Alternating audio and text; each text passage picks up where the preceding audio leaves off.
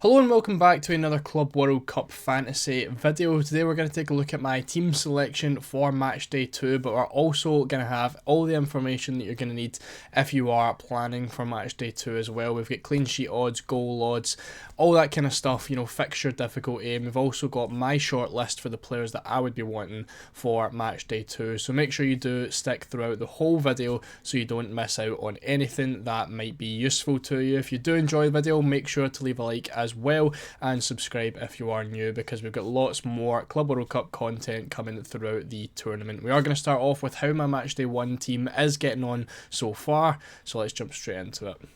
So it's been a pretty decent start for me so far. We're sitting at about 1.5k in terms of the ranking, and we got off to a really good start of the match day, and it has kind of, peaked as the games have went on. We had a lot of big scores early with Bayern Munich doing really well, and of course we ended up going for Astari and goals. Obviously this team is a little bit different to our Matchday 1 team selection video. Obviously if you follow me over on Twitter, which I do recommend that you do, you'll see that I made aware of the changes that we did make and as to why.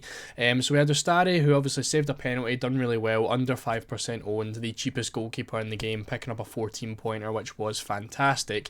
And obviously the fact that we have our max captain activated, I do feel as though it was still a pretty decent move. I obviously basically need to rely on Haaland not doing anything, because obviously a lot of people who haven't, got a good captaincy so far are going to be all lobbing it on Haaland tonight. So I need Haaland not to do very well, and then my max captain is, a good move, considering a lot of people didn't go for Elise as the captaincy. But now that we have found out that you can have unlimited captains, a captain for every single game, the max captaincy didn't really look like the best of chips to use in the first match day, but obviously we didn't know this before the game started, so thankfully I've not really had to worry about getting up at 1 in the morning to change captains. So we are just rolling so far with the max captain, and like I said, I do really, as long as Haaland, doesn't outscore Elise or doesn't pull out, a hat trick, I feel as though it's still a good move with the chip, because my other captaincy would have been Kane, and no one else has really, got to the level that Elise has yet so far. I probably would be sitting on Diarra right now, and I would have probably gambled on the captaincy as well. So I would still be hoping for a haul from someone. So the fact I've got Elise, with the 19-pointer is still looking pretty decent. But 92 points so far, which is really nice. Again, like I said, my rank is looking pretty decent, and we do still have a couple of players to play. We've got Yildiz and Cambiasso playing tonight at 2 a.m.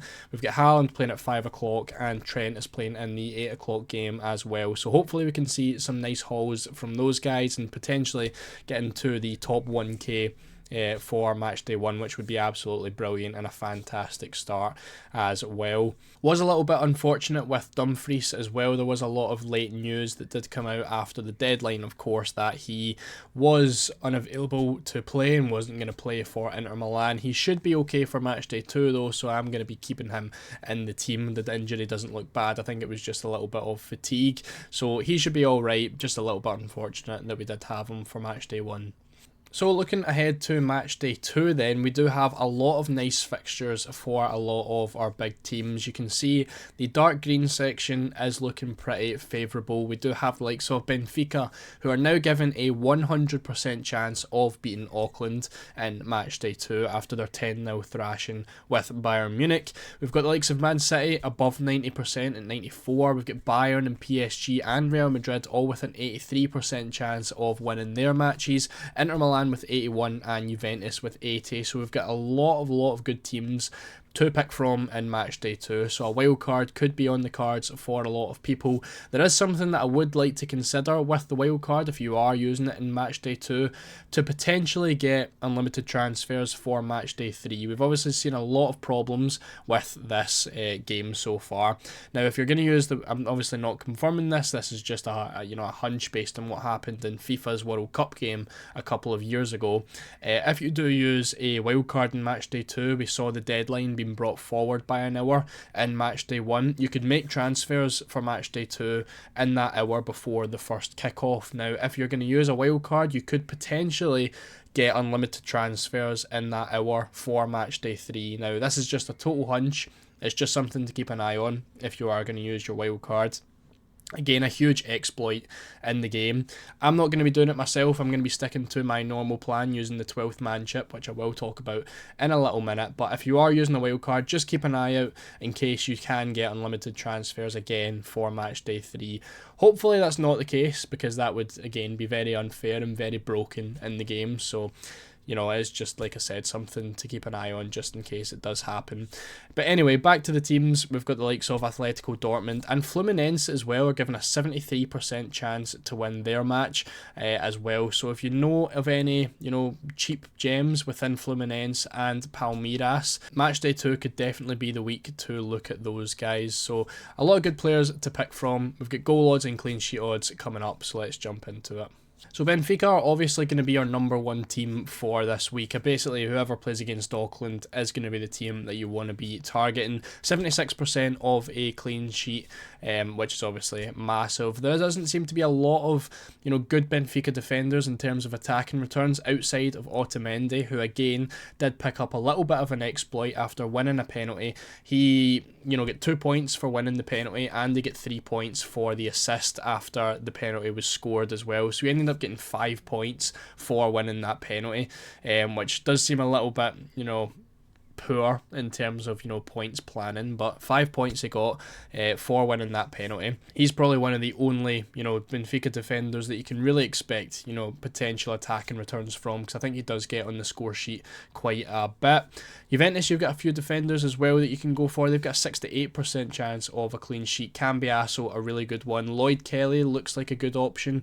Again, a little bit of a rotation risk depending if Gatti is going to be fit to play or not. Both of those guys though are under 5% owned, so you can get a nice differential bonus from them if they do stay under 5% owned, that is. Then we've got Man City, Inter and Atletico all on 57%. We've got Real Madrid on 54 and Dortmund and Bayern on 52 and 51. So kind of similar between the likes of City and Bayern, you know, 57 to 51% isn't too much of a gap. So your two main teams for clean sheet odds this week is going to be Benfica and Juventus. For goal odds, we've got very similar teams this time. Again, a huge amount of goals predicted to be scored due to the fact that a lot of these teams aren't really on the level of some of your bigger European teams. So once again, Benfica at the top, expected to score 4.46 goals.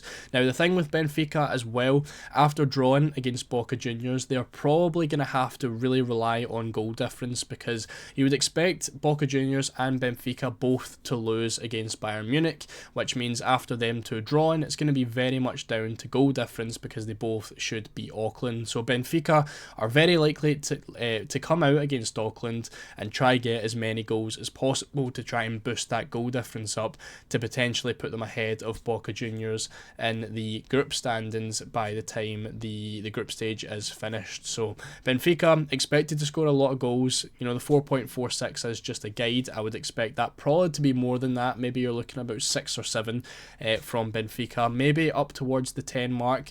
You know, we saw Bayern do it. This is Benfica really needing the goals. I think Bayern did kind of take the foot off the gas a little bit. So, you know, a lot of potential in Benfica attackers this week. Man City as well, 3.94. We've obviously got their game this week tonight. We can have a look at their lineups and kind of see who we could pick from Man City in terms of attack. I think a lot of people have Haaland, the likes of Ryan Cherky predicted to start tonight. I think he could be a really nice option as well.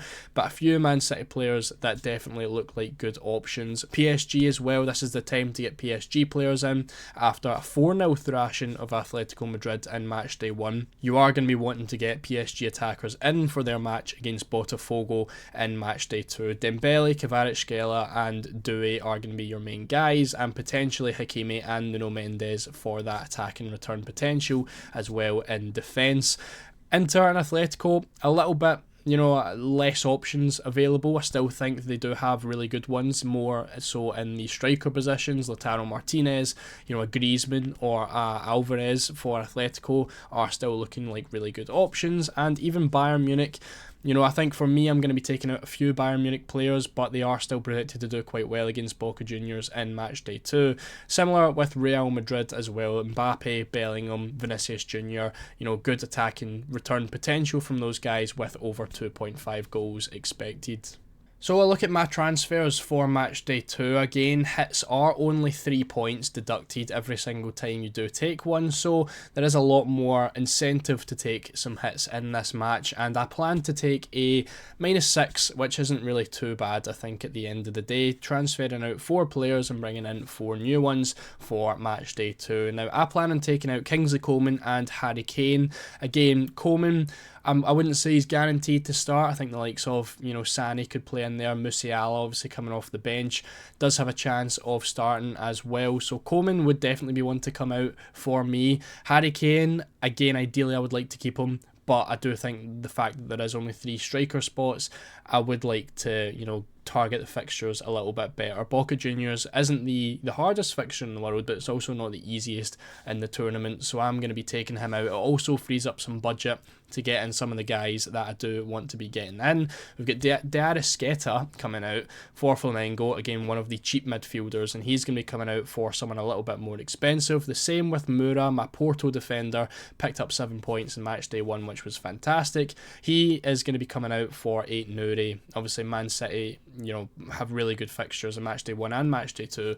I wasn't sure he was going to start in match day 1, which is why I haven't got him in at the minute, but he is likely to start tonight, and I do want to be getting him in for match day 2 because his attacking threat is huge, and obviously Man City have great goals expected and clean sheet odds as well.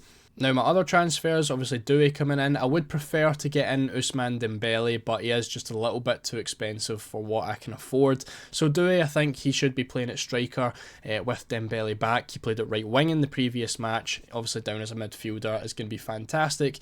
Griezmann, really just as a captaincy option. You can see the fixtures as I bring them down, obviously the fact that we can get captains in every single match day now. Griezmann would be a nice early captain against Seattle, and I'm missing out on the likes of Kylian Mbappe, who I would really like against Pachuca, but again he probably wouldn't be a captaincy option because Real Madrid play so late in the match day.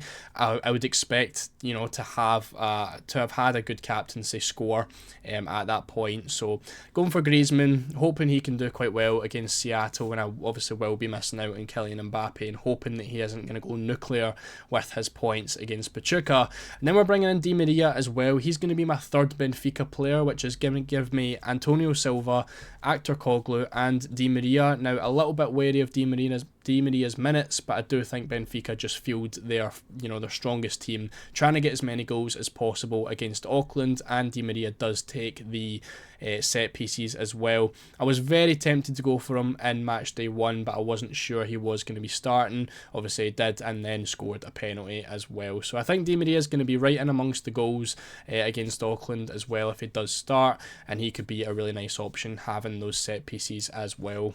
So with all that being said, this is how the team is looking for match day 2, and as you can see in the top corner we have Pavlidis, who is going to be my 12th man. Again, was very tempted to go for the likes of Mbappe, but I do think going for that quad Benfica is going to be a really nice move, and I can't go without Pavlidis just because he was obviously playing at striker for Benfica against Auckland. You can see on screen as well right now the reasons for picking him. 7.8 million, 5.7% owned. He's not going to be a differential. That ownership is probably going to be through the moon by the time actual transfers come around for match day 2. But that fixture against Auckland is just so nice from a fantasy perspective. Like I've already mentioned, Benfica are going to have to score a lot of goals to beat Boca Juniors in goal difference, and they are expected to score 4.46 predicted goals.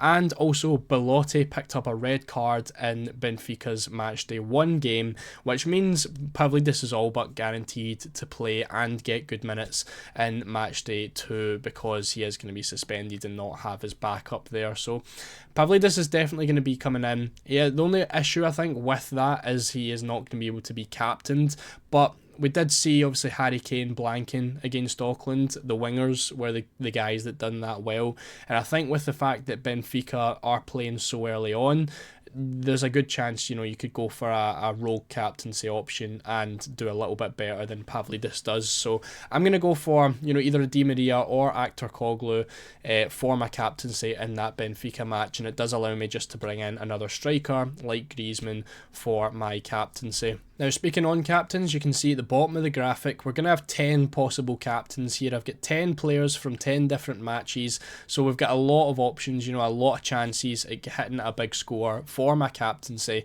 And like I said, with Mbappe, he does play later on in the match day, so he isn't going to be coming in. Again, a big risk, but I do think it is going to be worth it, and I always have Trent Alexander-Arnold as a potential backup captain if I do need. Now, as you can see on the screen, I've got my shortlist for matchday 2. Now, this is kind of where I got my idea for my transfers, and this was basically just based on the clean sheet odds and the goals that we have already seen. Now, using the 4 transfers that I have used, these are the players that I'm going to have available, you know, based on the shortlist. So my defence is literally the best defence I feel like you could possibly have for match day 2. Now, obviously I've got Antonio Silva in there, that's because I already own him.